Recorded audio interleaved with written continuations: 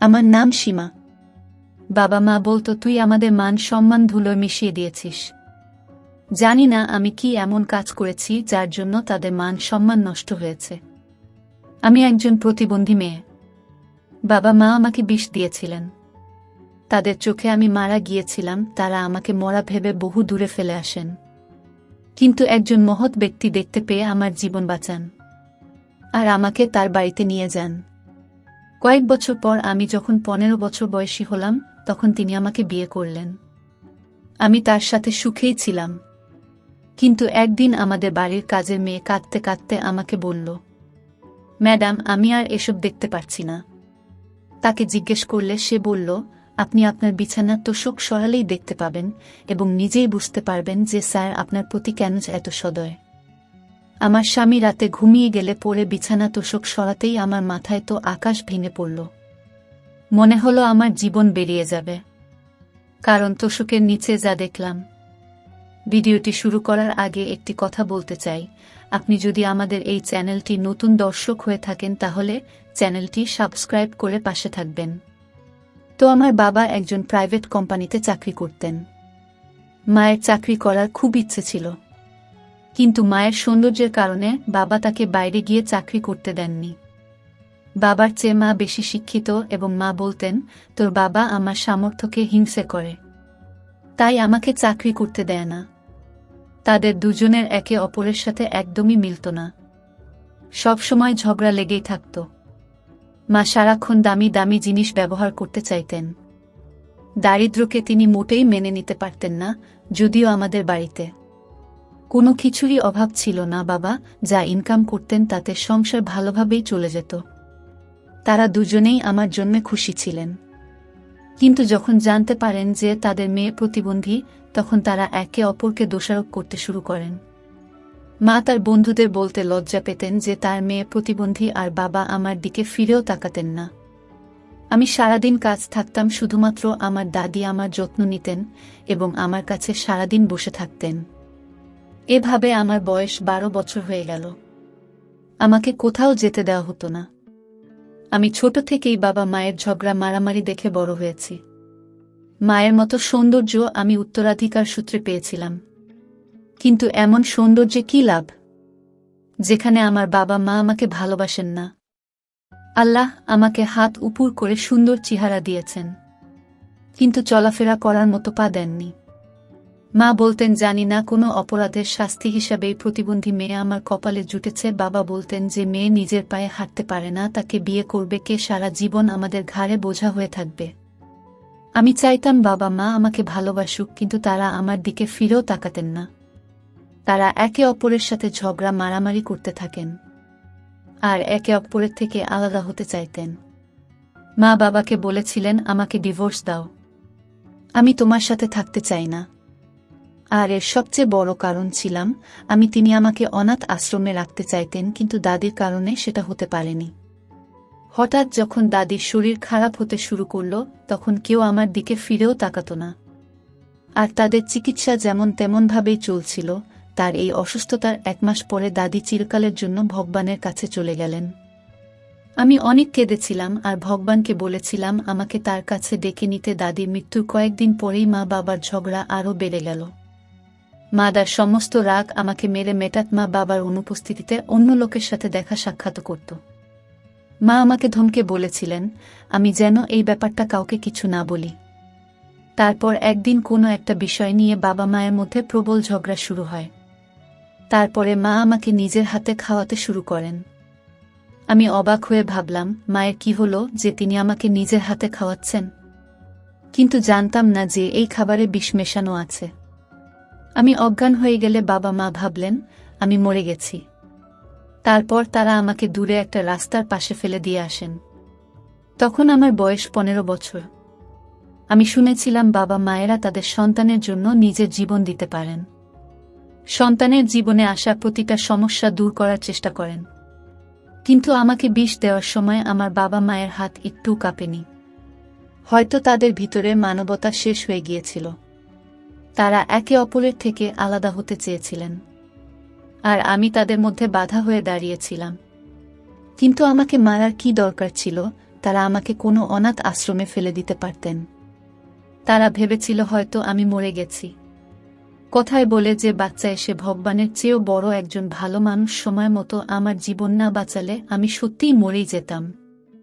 আমি হাসপাতালের বিছানায় শুয়ে খুবই অবাক হয়েছিলাম যে আজকের যুগে কে এমন করে। যেখানে নিজের বাবা মা আমাকে মারতে চেয়েছিলেন, সেখানে তিনি আমার জন্য একজন দেবদূত হয়ে আমাকে বাঁচালেন। তিনি আমাকে আমার নাম, বাড়ি কোথায় এবং কে আমাকে বিষ দিয়েছে জিজ্ঞাসা করেছিলেন। লোকটি সুন্দর, সুদর্শন এবং বয়স 22 বছর হবে। সে আমাকে তার বাড়িতে নিয়ে আসেন। তার বাড়িটা খুব সুন্দর, তাকে আমার অনেক ধনী বলেই মনে হয়েছিল। আমি তাকে জিজ্ঞাসা করলাম যে তার বাড়িতে কেউ নেই কেন। তখন সে বলল যে এই পৃথিবীতে তারও কেউ নেই।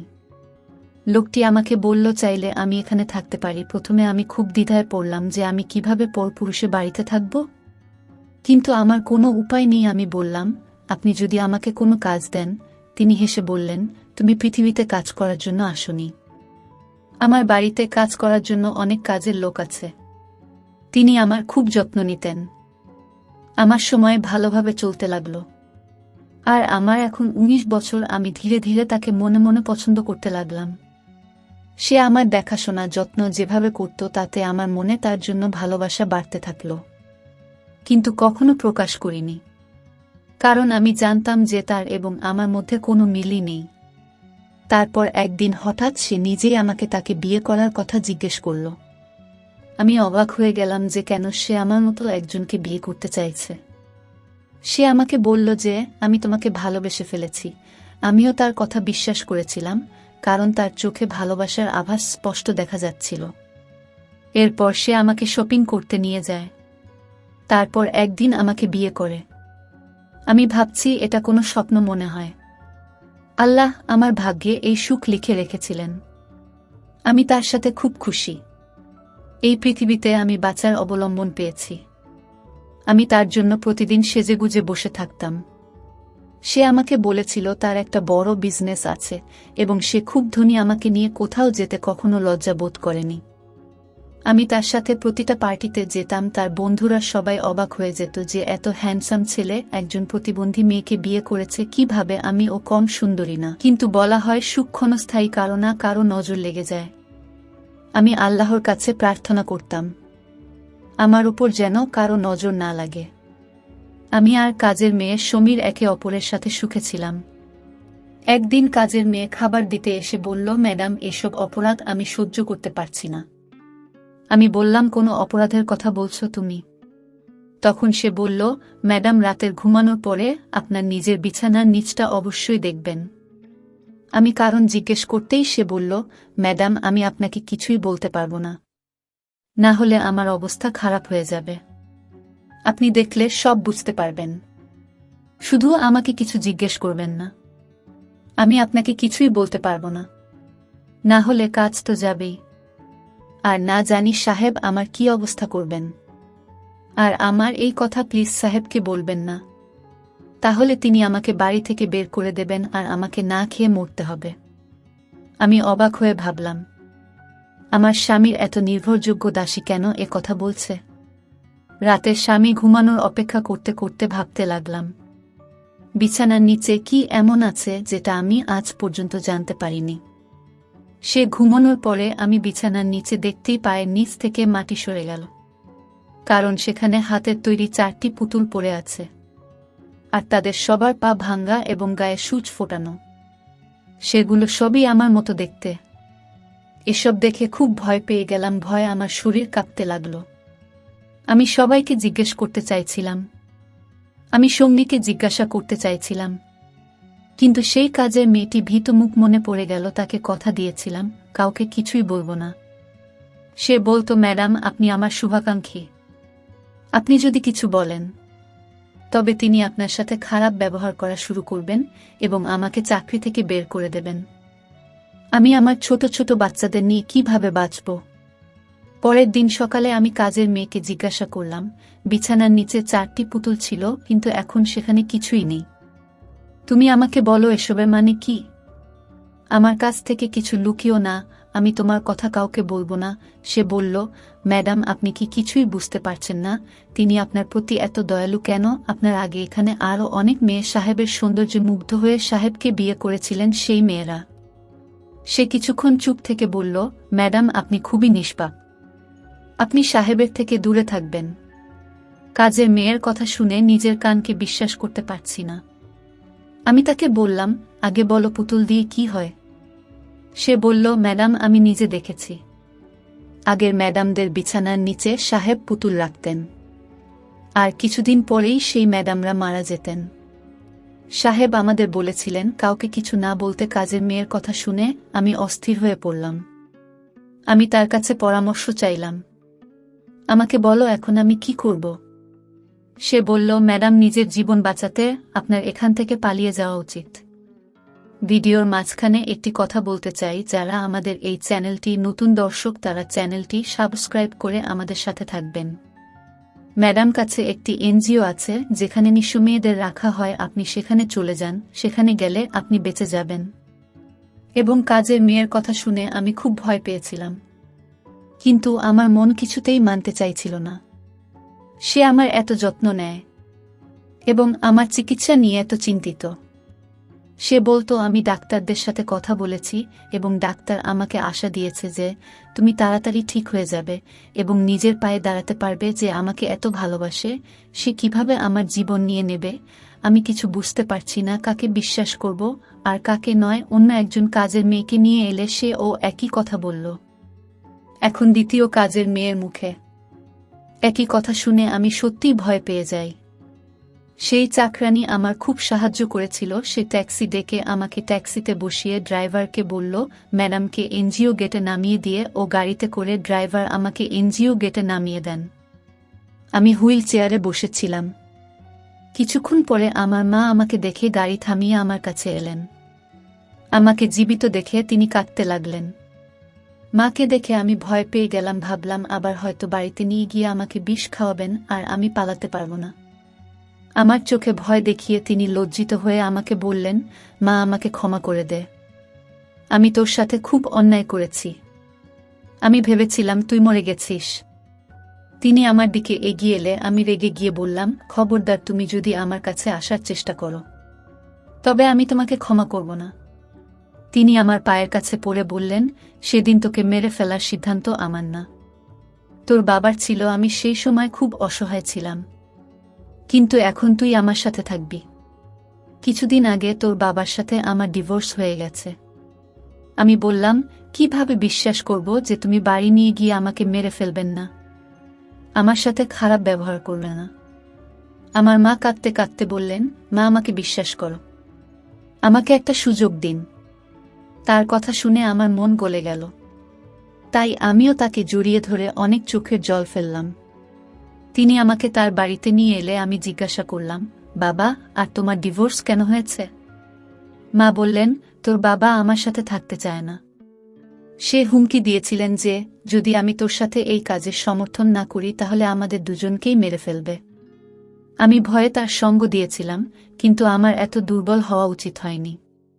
তারপর একদিন তোর বাবা আবার বিয়ে করলেন, তো আমি তোর মামার বাড়িতে গিয়েছিলাম, কিন্তু তারা আমাকে তাদের বাড়িতে জায়গা দেননি। সবাই বলেছিল একজন পুরুষ তখনই দ্বিতীয়বার বিয়ে করে যখন সে তার প্রথম বউয়ের সাথে খুশি হয় না।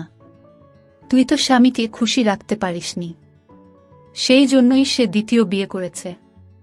এতে দোস্ত তোর আর তোর বাবা বলতো নতুন বউয়ের সাথে আমি তোমাকেও রাখতে রাজি আছি, কিন্তু আমি তার সাথে থাকতে চাইনি। সারা রাত কাঁদতে থাকলাম যে আমি সেই মা যে নিজের মেয়েকে বিষ খাইয়েছি। এক মুহূর্তের জন্য শান্তি পাচ্ছিলাম না, তো নিষ্পাপ মুখটা প্রতি মুহূর্তে আমার চোখের সামনে ভেসে উঠত। প্রথমে আমি তোর বাবার সাথে থাকতে চাইতাম না, কারণ আমি ধন সম্পদের পিছনে পড়েছিলাম। তোর বাবার এক বন্ধুকে আমি পছন্দ করতাম। ডিভোর্সের পর সে আমাকে বিয়ে করতে চাইল না। আমি বুঝতে পেরেছি যে কোনো পুরুষই ভরসার যোগ্য না। এরপরে চাকরি খুঁজতে খুঁজতে একটা চাকরি পেলাম। এখন আমি বুঝতে পেরেছি যে সারা জীবন আমি কি পাপ করেছি, তোর সাথেও খারাপ করেছি। যদিও তুই আমার সন্তান, আল্লাহ আমাকে সন্তানের সুখ দিয়েছিলেন, কিন্তু সেই সুখ আমি উপভোগ করতে পারিনি। মা, আমাকে ক্ষমা করে দে।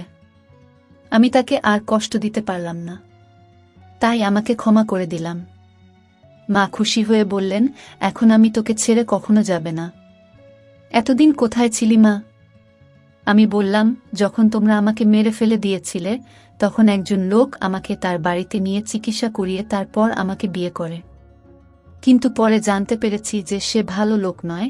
সেখানে কাজের মেয়ে আমাকে বলেছে যে সে এর আগে অনেক বিয়ে করেছে এবং সে তার স্ত্রীর মতো পুতুল বিছানার নিচে রাখে এবং কয়েকদিনের মধ্যেই তার স্ত্রী মারা যায়। এই সত্যটি জানতে পেরে আমি সেখান থেকে পালিয়ে যাই। কাঁদতে কাঁদতে মাকে সব খুলে বললাম। মা কাঁদতে কাঁদতে বললেন, আমার জন্যই এসব হয়েছে, আমি ভালো মা নয়, তাই তোকে এত কষ্ট পেতে হয়েছে, আমাকে ক্ষমা করে দে। আমি বললাম, না, এটা তোমার কোনো দোষ নেই। তখন মা বলেন, সমস্ত দোষ আমার, ওই ঠিক মতো যত্ন নেয়নি, শুধু তোকে মেরেছি, ঠিক মতো খেতেও দেয়নি, তুই ভয়ে কাঁদতে, কিন্তু আমার দয়া হয়নি। কিন্তু এখন আমি তোকে কোনো অভিযোগ করার সুযোগ দেবেন না। নিজেকে একজন ভালো মা হিসেবে প্রমাণ করব। আমি মায়ের সাথে থাকতে শুরু করলাম। আমার মা এই বয়সেও খুব সুন্দরী ছিলেন। কোনো দিক দিয়ে একজন বিবাহিত মেয়ের মা মনে হতো না যে কেউ ধোঁকা খেতে পারেন তার বয়স এবং চালচলনে তাকে আমার দিদি মনে হতো। এখনও অনেক পুরুষ তার প্রতি আকৃষ্ট হন। মা আমাকে বলেছিলেন যে তিনি যে কোম্পানিতে চাকরি করেন সে কোম্পানির তরফ থেকে গাড়িতে তাকে গিয়েছে। তিনি ভালো পোস্টে কাজ করেন। তিনি আমাকে বলেছেন যে শীঘ্রই আমার স্বামীর কাছ থেকে আমাকে তালাক পাইয়ে দেবেন। আরও বলেছেন, তো চিন্তা করার দরকার নেই, এখন তো একা না, তোর সাথে তোর মা ও আছে। আমি খুশি হয়েছি যে আমি একা না। কোথাও না কোথাও সমীর ছেড়ে যাওয়ার দুঃখ আমার মনে অবশ্যই ছিল। সমীর স্মৃতি আমাকে কষ্ট দিত, কিন্তু যখন থেকে তার আসল রূপ জানতে পেরেছি আমি মনে মনে ভয় পেতাম যে সে আমার সাথে কি করত। মা অফিস থেকে ফিরে আমার সাথে অনেক গল্প বলতেন, আমাকে বলতেন যে আমার সমস্ত পুরনো বন্ধুদের ছেড়ে দিয়েছি, তারা সবাই আমাকে অপমান করত, তারাই আমার মন বিষে ভরিয়ে দিয়েছিল। আমি তাকে বলেছিলাম যে মানুষ ভুল থেকে শিক্ষা নেয়। মা আমার সামনে ডিভোর্স পেপার রেখে বললেন, আমি সব কাগজপত্র তৈরি করে নিয়েছি, তুই সই করে দিয়ে। জানি না কেন ডিভোর্সের কাগজপত্র দেখে আমার বুকের ধুকপুক বেড়ে গিয়েছিল। আমি মায়ের কাছ থেকে কাগজপত্র নিয়ে বললাম, ভেবে চিন্তে সই করে দেব। আমি প্রতিদিন ডিভোর্সের পর দেখি, কিন্তু সই করার শক্তি পাই না। মা আমাকে প্রতিদিন ডিভোর্স পেপারে সই করতে বলেন যাতে সময় পেপারে সই করতে পারে। 1 মাস হয়ে গেছে আমি এখানে আছি। একদিন রাতে জল তেষ্টায় জেগে উঠলাম। যদিও আমার ঘরে জল ডাকতেন, কিন্তু আজ হয়তো তিনি ভুলে গেছেন। আমি হুইল চেয়ারে বসে রান্নাঘরে যাওয়ার সময় মায়ের ঘর থেকে কথা বলার শব্দ পেলাম। আমি অবাক হয়ে ভাবলাম, দেখি তো রাতে এই সময় তিনি কার সাথে কথা বলছেন। মা তো বলেছিলেন তিনি সবার সাথে সম্পর্ক শেষ করে দিয়েছেন। আমি মনোযোগ দিয়ে শুনে বুঝতে পারলাম একজন পুরুষের গলা। ওই লোকটা বলেছিলেন, তোমার মেয়েকে যত তাড়াতাড়ি সম্ভব ডিভোর্স দেওয়া উচিত, না হলে তোমাকে চাকরি থেকে তাড়িয়ে দেব। হয়তো তিনি আমার মায়ের বস, কিন্তু তিনি এত রাতে আমার মায়ের রুমে কেন? তিনি আবার বলতে লাগলেন, তুমি যদি আমাকে বিয়ে করতে চাও তবে তোমাকে আমার কাজ করতেই হবে। তোমার কাছ থেকে যদি গাড়ি বাড়ি ফিরিয়ে নিই তাহলে তুমি আবার পথে বসবে। তুমি এখনো তোমার মেয়েকে নিয়ে ডিভোর্স দিতে পারোনি। আমি এত কিছু করছি, কাজের মেয়েকে টাকা খাইয়ে তোমার মেয়েকে বাড়ি থেকে বের করে দিয়েছি, তার মনে সন্দেহ ঢুকিয়ে দিয়েছি, পুতুল বানিয়ে বিছানার নিচে রেখেছি, আর তুমি এখনো ডিভোর্স পেপারে সই করাতে পারেনি। এই প্রতিবন্ধী মেয়ে যেন আমার ছেলের জীবনে না থাকে। আমি অবাক হলাম যে এরা তো আমারই কথা বলছে। নিশ্চয়ই লোকটা আমার স্বামী রাজীবের বাবা। আমার মা বললেন, তুমি যা বলবে তাই হবে, তুমি অভিযোগ করার সুযোগ পাবে না। আমি মেয়ে মনে জায়গা করে নিয়েছি, আর ওর মনে জায়গা করতে এতটা সময় লেগেছে। ও খুব সরল, আমি ওকে দিয়ে ডিভোর্স পেপারে সই করিয়ে নেব। এখন আমি পুরো ব্যাপারটা বুঝতে পেরেছি। কাজের মেয়ের উপর আমার রাগ হচ্ছিল। আমি আমার স্বামীকে অবিশ্বাস করেছি যে আমাকে এত ভালোবাসে, আমি তাকে এত সহজে ছেড়ে চলে এসেছি। যে মা তার নিজের মেয়েকে বিষ খাওয়াতে পারে সে হঠাৎ এত ভালো কিভাবে হতে পারে? এটা একটা পরিকল্পিত চক্রান্ত, চাকরানি ও এতে জড়িত, আর সে নিজেই পুতুল আমার বিছানার নিচে রেখে এই গল্পটি তৈরি করেছিল। আমার নিজের ভুলের জন্য অনুশোচনা হচ্ছিল। আমাকে এখান থেকে চলে যেতে হবে। আমি চুপচাপ গিয়ে আবার শুয়ে পড়লাম। আমি মাকে বুঝতে দেয়নি যে আমি তাদের সত্যটা জেনে গেছি। পরের দিন বা অফিসে বেরিয়ে গেলে তার কাজের মেয়েটি আমার কাছে আসে, সে সবসময় আমার সাথে থাকত। আগে জানতাম না যে সে আমার উপর নজর রাখে, কিন্তু যখন মায়ের সত্যিটা জানতে পারি তখন আমি এটাও জানতে পারি। আমি তাকে আমাকে সাহায্য করতে বললাম। তুমি যতটা চাও আমি তোমাকে দেব। তুমি আমাকে আমার স্বামীর বাড়িতে নিয়ে চলো। আমার মা একদমই ভালো না, সে একটা নিষ্ঠুর মানুষ। শুধু আমার সামনে ভালো হওয়ার ভান করে। সে আমাকে ডিভোর্স দেওয়াতে চায়, আমার সংসার নষ্ট করতে চায়। আমার সংসার নষ্ট করার পরে একজন বড়লোককে বিয়ে করে আমাকে ছেড়ে চলে যাবে। তুমি আমাকে সাহায্য করো, আল্লাহ তোমাকে এই পুণ্যের ফল অবশ্যই দেবেন। কাজের মেয়েটি সম্ভবত আমার প্রতি করুণা হয়েছিল এবং তার টাকারও প্রয়োজন ছিল, সে তাই রাজি হয়ে গেল। আমি সঙ্গে সঙ্গে আমার হাতে পড়াশোনার চুড়িটা তাকে দিয়ে বললাম, এরপরেও তুমি যত টাকা চাইলে আমি তোমাকে দিব, শুধু আমাকে আমার স্বামীর বাড়িতে নিয়ে চলো। সে খুশি হয়ে আমাকে অটোতে বসিয়ে সোজা রাজীবের কাছে নিয়ে এলো। রাজীব আমার দুঃখে অর্ধেক হয়ে গিয়েছিল। আমাকে থেকে অবাক হয়ে বলল, তুমি না বলে কোথায় চলে গিয়েছিলে? আমি তোমাকে কোথায় না খুঁজেছি? আমার কোনো অপরাধে তুমি আমাকে ছেড়ে চলে গেছিলে। আমি বললাম, আমাকে ক্ষমা করে দাও। তোমার কাজের মেয়ে আমাকে বলেছিল যে তুমি মেয়েদেরকে ইউজ করো, তারপর তাদের মেরে ফেলল। সে আমাকে আমার মতো দেখতে পুতুল দেখিয়েছিল, যা সে আমার বিছানার নিচে রেখেছিল। আমি রাজীবকে পুরো ঘটনা বলি। যখন কাজের মেয়েটিকে খুঁজলাম তাকে বাড়িতে কোথাও পাওয়া গেল না। রাজীব কিছুই জানত না। আমি যখন এখান থেকে চলে গেছিলাম তখনই কাজের মেয়েটি রাজীবকে বলেছিল যে আমি আমার বাবা মায়ের কাছে ফিরে গিয়েছি, আর কোনোদিনও ফিরে আসব না। আমি বললাম যে আমাকে ক্ষমা করে দাও। আমি ভয় পেয়েছিলাম। আমি তোমাকে বিশ্বাস না করে একজন বাজে লোককে বিশ্বাস করেছি, যে মেয়েটির বাবা মা তাকে ফেলে দিয়েছে, নিজের উদ্দেশ্যকে দূরে সরিয়ে দিয়েছে। সে এমনই হয়, কাউকে বিশ্বাস করতে পারে না। আমি আরও বললাম, আমার মা আর তোমার বাবা একসাথে মিলে আমাদের আলাদা করার চক্রান্ত করেছেন। তোমার বাবা আমার মতো প্রতিবন্ধী মেয়েকে তার পুত্রবধূ হিসেবে মেনে নিতে চান না। তিনি এমন পুত্রবধূ চান যে তোমার সাথে পায়ে পা মিলিয়ে চলতে পারবে। আমার মাকেও বিয়ে করতে চায়, তবে এই শর্তে যে প্রথমে সে আমাদের ডিভোর্স দেওয়া হবে। পুরো সত্যিটা জেনে রাজীব অবাক হয়ে বলল, আমি আমার বাবাকে প্রথম থেকেই পছন্দ করি না, তাই আমি তার থেকে দূরে থাকি। তার বাজে চরিত্র দেখে কষ্ট পায়। সে প্রতিটি সুন্দরী মেয়েকে বিয়ের স্বপ্ন দেখায় এবং অর্থের প্রভাবে তার সাথে নষ্টামি করে। যখন তার উদ্দেশ্য পূরণ হয় তখন সে সেই মহিলাকে ছেড়ে দেয়। রাজীবের কথার অর্থ আমি বুঝে গেছি, সে আমার মাকে তার নিজের কাজে ব্যবহার করছে, আর তাকে বিয়ে করবে না। রাজীব বলল, আমি তোমাকে কখনো ছেড়ে যাব না। কাজের মেয়েকে ঘর থেকে তাড়িয়ে দেব। এই বলে সে আমাকে জড়িয়ে ধরে। সে আমাকে খুব ভালোবাসত। টাকার লোভে যারা সংসার ধ্বংস করে তাদের কখনো বিশ্বাস করবে না। আমার মা ও সব জানতে পেরে এখানে এসেছেন। তার ভয় ছিল যে আমি যদি রাজীবের সাথে থাকতে শুরু করি তবে তার হাতে আসা সম্পদ তার হাত থেকে বেরিয়ে যাবে। আসলে তিনি কাউকে ভালোবাসেন না। মা আমাকে বলেন, আমার সাথে চল মা, আমি তো চিকিৎসা করাবো। এই লোকটি ভালো মানুষ না, এ তো কে মেরে ফেলবে, আমি তো এর কাছ থেকে ডিভোর্স পাইয়ে দেব। আমি মাকে বললাম, আমি তোমার আসল রূপ দেখে নিয়েছি, এখন আমি আমার স্বামীর সাথে থাকব। আমার বোঝা উচিত ছিল তুমি বিশ্বাসের যোগ্যই নও। তিনি বললেন, তুই এসব কি বলছিস? তুই আমাকে ক্ষমা করে দিয়েছিস। তখন আমি বললাম যে সেদিন তাতে তোমরা যা যা বলেছিলেন আমি সব শুনে নিয়েছি। এখন যদি তুমি আমার উপর জোর করার চেষ্টা করো আমি তোমাকে পুলিশের হাতে তুলে দেব। পুলিশের নাম শোনার সাথে সাথে মা ভয় পেয়ে গেল। আমি বললাম, তুমি ক্ষমার অযোগ্য না। তারপর আমি মায়ের প্রতি কোনো মমতা না দেখিয়ে আমাকে বিষ খাইয়ে হত্যার চেষ্টার অপরাধে তাকে পুলিশের হাতে তুলে দিয়েছিলাম। পুলিশ তাকে গ্রেপ্তার করে নিয়েছে। আমি কাজ করতাম না, কিন্তু আমি জানতাম যে তিনি জীবনে কখনো আমাকে শান্তিতে থাকতে দেবেন না। কিন্তু উপরওয়ালাকে ধন্যবাদ যে সবকিছু ঠিক হয়ে গেছে। সবাই আমাকে বলেছে যে আমি তোমাকে অনেক খুঁজেছিলাম, কিন্তু তোমাকে কোথাও পাইনি। আমি আশা করি তুমি আমাকে বিশ্বাস করেছ। তোমার মা এবং আমার বাবা দুজনেই খারাপ লোক। আমি আমার স্বামীর কাছে ক্ষমা চেয়েছি যে আমি তাকে বিশ্বাস করিনি। এখন আমরা দুজনেই সুখে জীবন কাটাচ্ছি।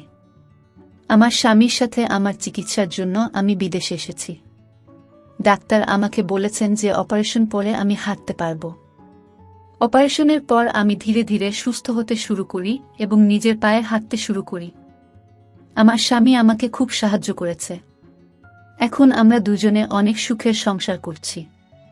প্রিয় বন্ধুরা, গল্পটি আপনাদের কাছে কেমন লাগলো তা কমেন্ট করে জানাবেন। আর আমাদের চ্যানেলটি নতুন দর্শক হয়ে থাকলে যদি এখনও চ্যানেলটি সাবস্ক্রাইব না করে থাকেন তাহলে চ্যানেলটি সাবস্ক্রাইব করে আমাদের পাশে থাকবেন। ধন্যবাদ।